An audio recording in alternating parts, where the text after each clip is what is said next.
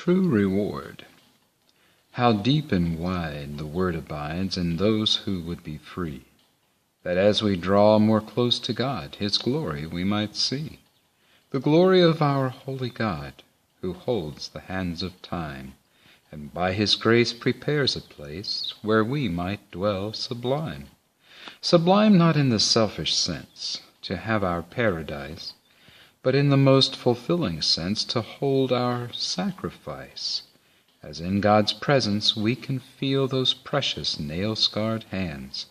and kneel in love to touch those precious feet on which He stands,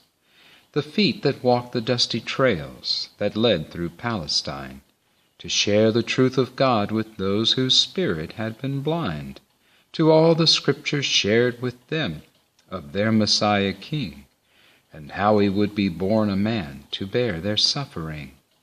And yet, as they recited all the Scriptures through the years, in selfish, blind ambition they had closed their spirits' ears, and could not comprehend what God had promised them before. Because of their presumption, they had closed their spirit's door. For as the Scriptures plainly teach, the wisdom of a man cannot the Spirit comprehend or chance to understand. For things born of the Spirit must be seen, and things born of the flesh will of the flesh know what they mean. So this is why I must confide how careful we must be, that as we read the Scriptures we must do so on our knees, and ask the Lord to show us there just what His will intends, and how His precious truth in us with honor will defend the blessings Jesus came to give, that we do not deserve,